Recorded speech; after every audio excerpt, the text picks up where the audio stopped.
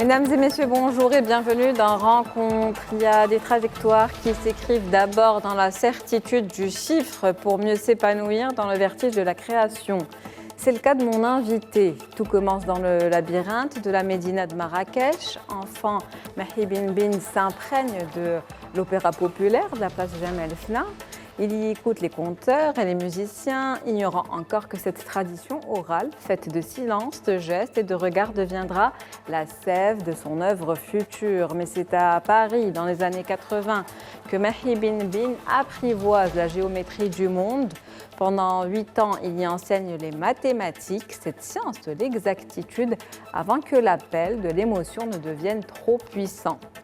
Il entame alors une destinée qui fera de lui l'un des créateurs les plus complets de sa génération. De Paris aux Lumières de New York, où ses silhouettes trouvent refuge dans les collections permanentes du musée Guggenheim, Smithsonian, Perez Art Museum, son parcours est celui d'une quête identitaire sans repos. Son œuvre respire par 2 poumons. D'un côté, le verbe, avec des romans traduits dans le monde entier, où il explore avec une acuité rare l'immigration, l'arbitrage du pouvoir ou la condition des femmes. De l'autre, la matière, à travers une production plastique intense, faite de corps fragmentés et de figures rendues à l'essentiel. Si la littérature est pour lui le temps de la réflexion et de la structure, la peinture et la sculpture sont ces lieux de libération immédiate, là où l'instinct prend le pas sur les contraintes du mot. Ces personnages, souvent en équilibre instable, portent une histoire collective qui dépasse les frontières.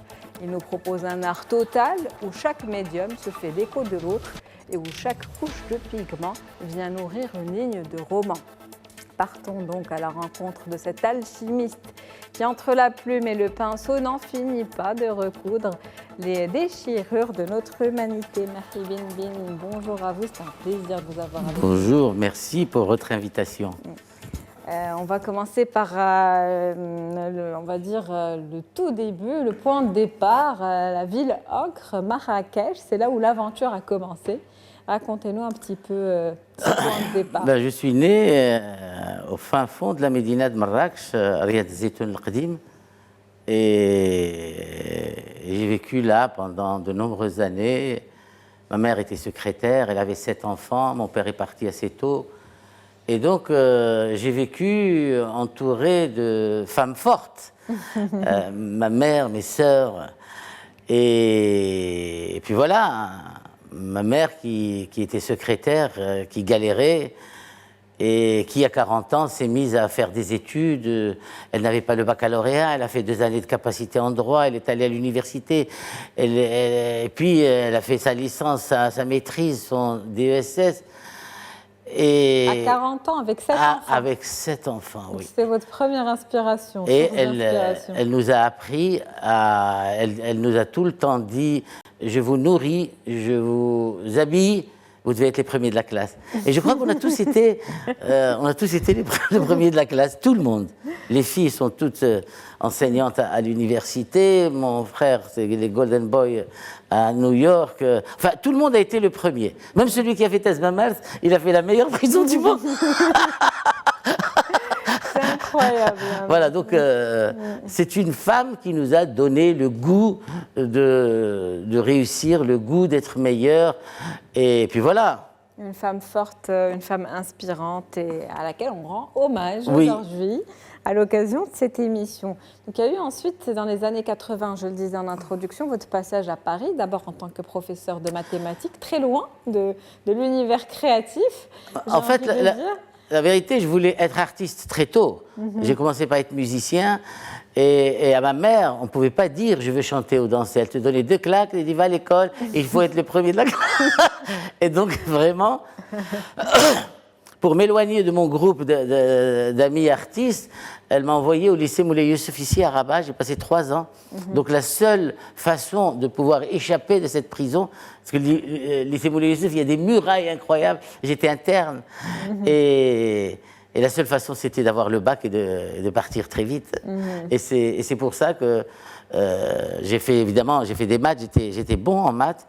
J'ai fait l'université de Jussieu et puis après, j'ai commencé à enseigner pendant pendant 8 ans, hein, ça a duré longtemps.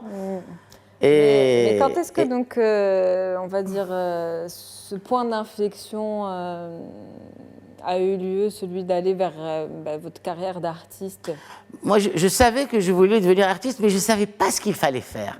Alors, il y a eu une rencontre déterminante dans ma carrière. C'est la rencontre avec un écrivain espagnol, d'ailleurs, auquel je vais faire un hommage au prochain Flamme en avril prochain. J'ai écrit une nouvelle pour lui dire merci.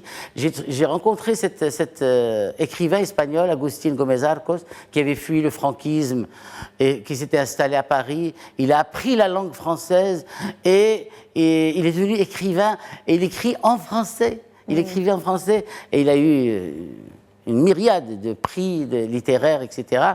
Et donc, Agustín, il avait repéré qu'il y avait un artiste en face de lui. Et un jour, il m'a dit, tu devrais écrire. J'ai dit, mais écrire quoi? Il m'a dit, tu devrais écrire. Tu as une jolie plume, parce qu'on s'envoyait à l'époque, on s'envoyait des lettres. On s'envoyait des lettres, on achetait le timbre et l'enveloppe, on mettait ça, on envoyait. C'est plus la même époque. C'est pas les textos d'aujourd'hui. Hein. Non. C'est pas le mail. Non, c'est pas le mail où la moitié des mots sont en diminutif. Et je lui ai dit, mais écrire quoi? Il m'a dit, fouille dans ta famille, tu vas trouver des choses. Et nous avions hérité, quelle horreur, une esclave de mon grand-père qui s'appelle Dada, comme beaucoup de Marocains ont eu leur Dada. Et j'ai raconté son histoire dans ce premier roman, Le sommeil de l'esclave, du jour où elle a été rasiée de son village natal jusqu'au jour de sa mort. Et quand Agustín est arrivé de Madrid, parce que quand Franco est mort, il pouvait revenir en Espagne, et je lui dis, voilà, j'ai écrit. C'était le premier moment où vous vous retrouvez vous-même, finalement, où vous faites ce que vous avez envie de faire. Là, j'avais envie. Je me suis trouvé dans mon élément. Et Agustín m'emmenait voir ses amis peintres. J'allais voir des très grands peintres qui vivaient à Paris. Donc, j'entrais dans les ateliers et je me suis dit, je veux faire comme eux. Je veux être ça. Et en fait, ça a été la découverte, pratiquement en même temps, de la littérature et de l'univers plastique.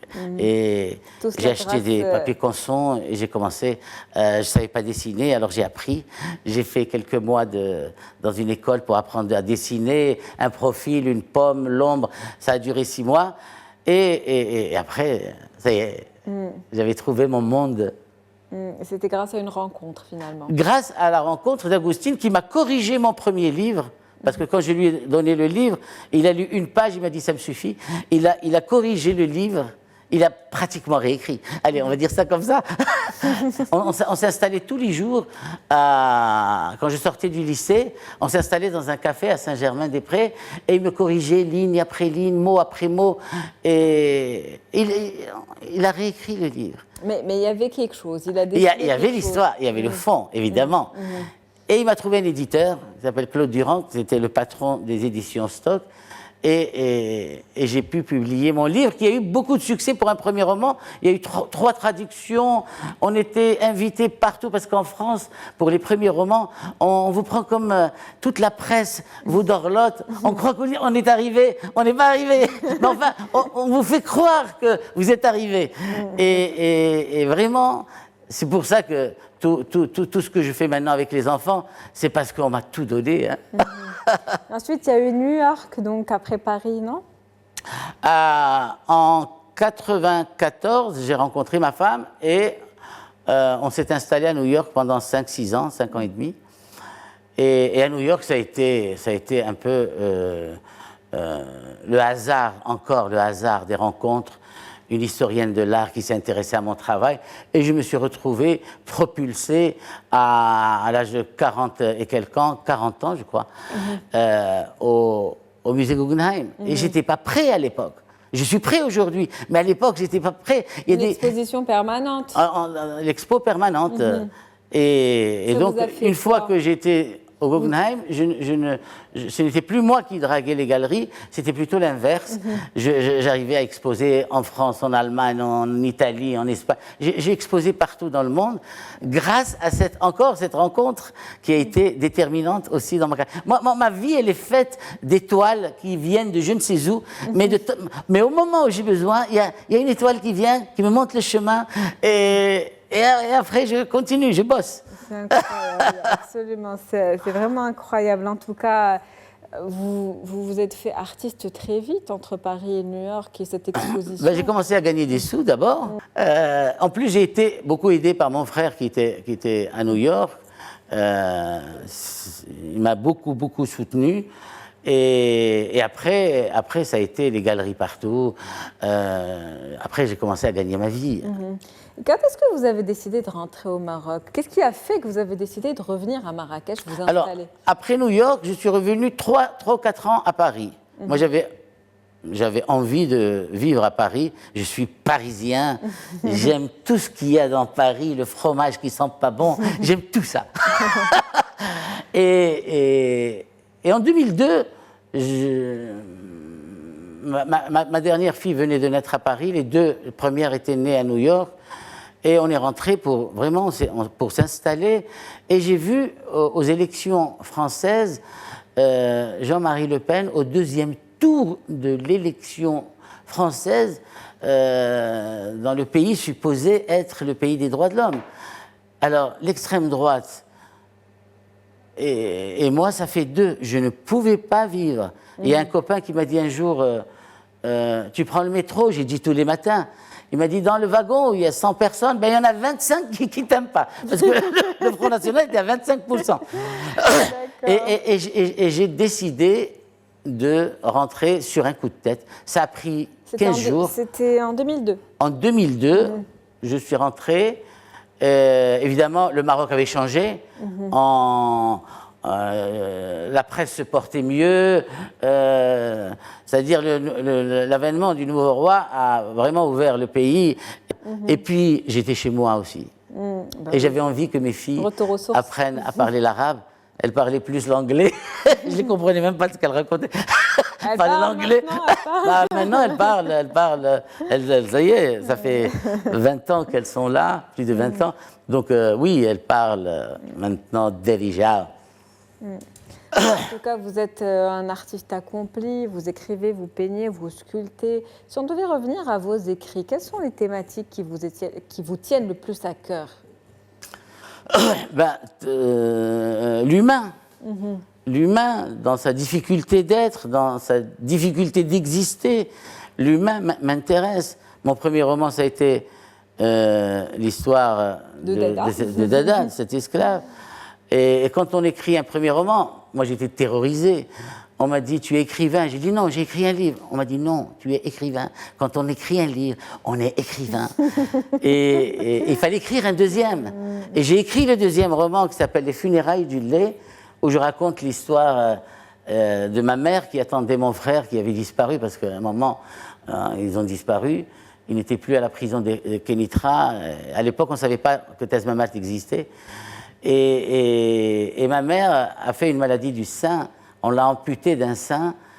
Alors, l'écrivain que j'étais, une mère qui perd son gosse et qui fait une maladie du sein, eh ben, il y a un lien. Donc, dans le roman, elle va mettre ce lien, ce sein, dans un sachet en plastique, et elle va traverser le pays pour dire aux humains, vous m'avez volé la vie de mon gosse, ben, vous ne me volerez pas aussi sa mort. Et elle parlait à ce sein comme si c'était son enfant disparu. Et ça a été le deuxième roman. Et quand Agustin est arrivé de Madrid, je lui ai tendu le manuscrit, j'ai dit, on commence quand à travailler? Aucune correction, j'imagine. Il m'a dit, non, il m'a dit, je ne suis pas ta mère. Je t'ai trouvé un éditeur, je t'ai appris comment on fait, donne-le à ton éditeur. S'il le refuse, reviens à l'enseignement, c'est pas mal l'enseignement. Et donc mon deuxième roman a été quelque part mon premier roman, puisque je l'ai donné aux éditions Stock à l'époque, et j'ai attendu 3 semaines. C'est-à-dire, j'ai eu les angoisses qu'ont les gens qui essayent de publier leur premier roman. D'accord. Et quand il a été accepté, j'étais le roi du monde. J'étais heureux. Après, j'ai écrit sur les choses qui ne vont pas. Sur l'immigration clandestine. Un jour, j'habitais à East Hampton et j'ai lu un papier où on disait qu'il y avait 3 morts par jour dans le détroit de Gibraltar. Et je suis venu au Maroc, j'avais un festival à Ceuta, je faisais une exposition et j'ai été rencontrer ces jeunes. Mais pourquoi ? Pourquoi, en sachant que vous allez mourir, vous traversez quand même?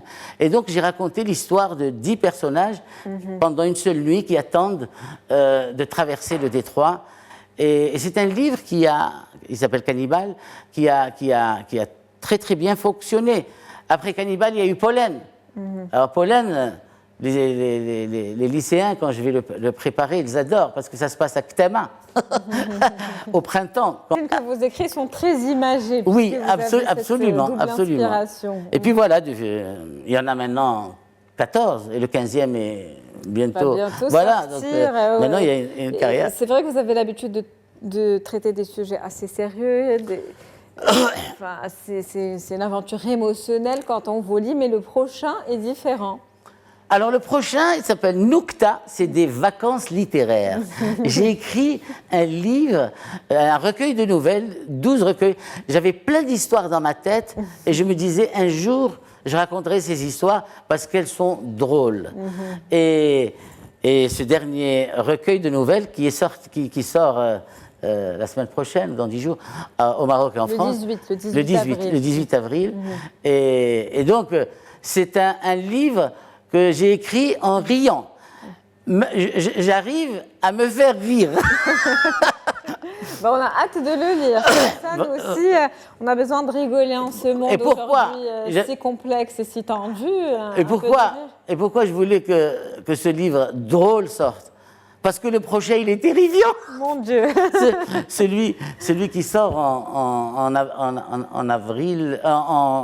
janvier 2027 c'est sur Bouya Omar. Alors on voit un peu. Aïe. Ça fait. En fait, c'est un livre pour que le lecteur souffle entre. J'ai donné un répit à mes lecteurs, qu'ils rigolent, qu'ils s'amusent en attendant d'être choqués. Mais j'ai lu que vous disiez que pour vous, écrire, c'était une urgence, oui. et que ça vous permettait de rester debout, de vous maintenir debout. Absolument, parce qu'on sort tout ce qui va pas, vraiment. Moi, j'écris sur tout ce qui me fait mal. Et souvent, par exemple, les étoiles de Sidi Moumen, qui a été un vrai succès littéraire, et dont on a fait dont Nabil Ayouch a fait le film Les Chevaux de Dieu, nous a entraînés dans une opération incroyable, puisque Nabil et moi, nous avons ouvert des centres culturels dans les zones défavorisées. On a 7 centres et dans chaque centre, il y a 1000 enfants. C'est-à-dire, on fait un travail de terrain. On va voir les jeunes. On leur dit, on leur apprend la culture de la vie parce que les voisins leur apprennent la culture de la mort dans les bidonvilles. Et donc, nous sommes dans cette logique. Et donc, un livre peut donner un film, peut donner des centres culturels dans tout le pays. Peut donner des peintures aussi. Absolument, absolument. D'ailleurs, quand je passe 4-5 heures, je me lève tôt le matin, j'écris, et quand je passe 4-5 heures à écrire, évidemment l'après-midi, quand j'entre dans mon atelier, les personnages de mes romans me hantent, ils sont là, ils me lâchent pas.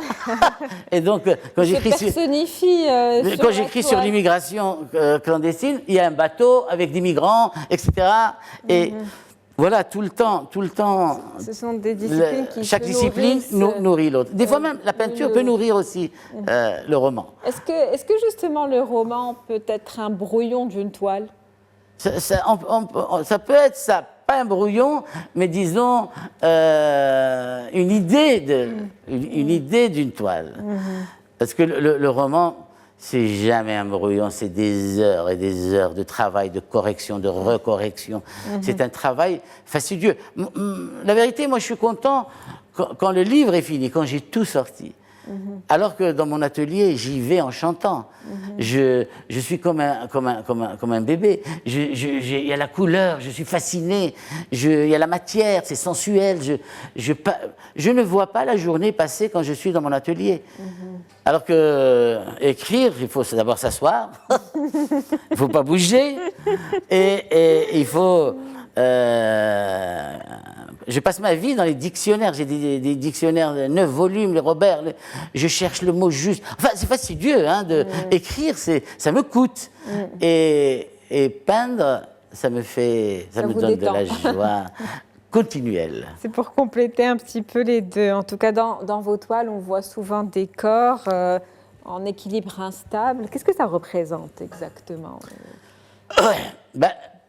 Il y a toute cette période noire que nous avons passée au Maroc, qu'on appelle les années de plomb, qui m'a beaucoup marqué, parce que nous, on a vécu ça dans notre chair, avec ma mère qui attendait tous les jours, mon frère, qui tous les jours à table, elle lui mettait son assiette, comme s'il allait rentrer à n'importe quel moment. Ça vous a marqué quand même? Moi, ça m'a marqué. Ça m'a doublement marqué parce que, d'abord, mon père est parti quand j'avais 3 ans, donc je ne l'ai pas beaucoup connu. Et j'ai transféré cet amour paternel sur mon frère. Et à 11 ans, il part aussi.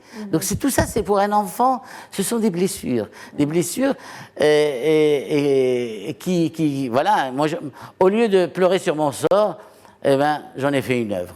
Voilà, vous les écrivez sur papier. J'en ai fait une œuvre, mais c'est presque devenu un moteur. Un jour, mon frère est venu me voir dans mon atelier et il voyait que je ligotais les personnages, que je les maltraitais, qu'ils étaient cassés, endoloris. Il m'a dit, moi je suis sorti de Tazmamat, mais pas toi, sors, ça suffit, on tourne la page, on la déchire pas, d'accord, mais on la tourne. Mais c'est bien de pouvoir s'exprimer en tout cas en toute liberté. Oui, absolument, absolument. Dans un espace qui est le vôtre. Oui, absolument. Et puis, vous définissez un petit peu dans vos toiles la dignité humaine aussi, d'une certaine manière. Vous essayez de la représenter, on a l'impression. Oui, parce que je peux parler des Tazmamat, mais des Tazmamat, il y en a eu partout dans le monde.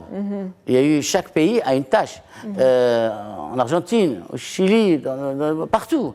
Et dans le monde entier. Donc, je focalise sur des histoires locales, mais qui sont, disons, qui ont une espèce d'aura universelle. C'est-à-dire, je parle de ce qui se passe dans le monde, pas spécialement le Maroc. Je parle du Maroc parce que je le connais bien, parce que je l'ai dans ma chair, parce qu'il me fait vibrer, et parce que la meilleure décision de ma vie a été mon retour à Marrakech, mon retour chez moi. Justement, est-ce que cette ville vous a inspiré, vous inspire encore, justement? Mais Marrakech, c'est une ville de couleurs. Les murs sont rouges, les jardins majorels sont bleus, elle est très verte. Et à Marrakech, c'est une ville qui vit de légendes. Marrakech, on ne vous dira pas, il y a des peintres en bâtiment qui ont peint la ville. Non, on vous dit, le jour où on a planté le minaret de la Koutoubia au cœur de la ville, elle a tellement saigné. Mais c'est très poétique. Et on ne te dira pas qu'on a planté des palmiers autour de Marrakech. Non, il y a des nomades qui sont passés par là. Ils ont jeté 3 noyaux, 3 pépins et ça a donné la palme. Les gens vivent de légendes, vivent d'histoires. C'est un paradis pour les artistes. D'abord c'est-à-dire qu'on n'a presque pas de mérite d'être peintre quand on est né à Marrakech. On est né dans la soupe.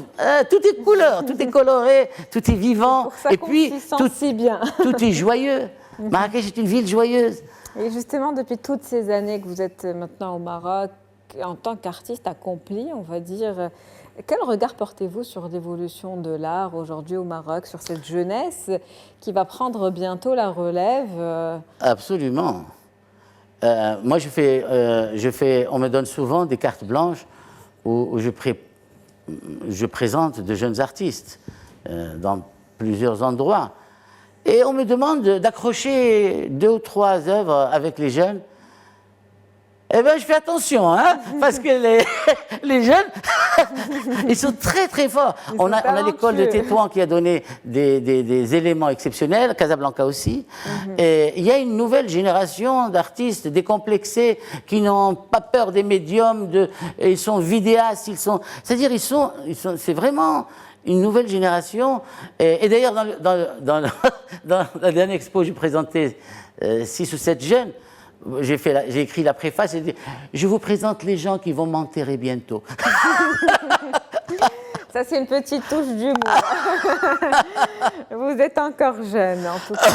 On arrive au terme donc, de cet entretien. C'était un plaisir de vous avoir avec nous. Ah, déjà Oui, ça va tellement vite. 26 minutes ne suffit pas avec vous. On a besoin de plus. Donc, il faut qu'on vous reçoive bientôt également pour avec pouvoir plaisir. discuter Merci de vos vraiment prochains travaux. pour cette invitation. C'était un grand plaisir. Merci à vous. C'est moi qui vous remercie. C'est la fin de rencontre pour cette semaine. Je vous dis à la semaine prochaine.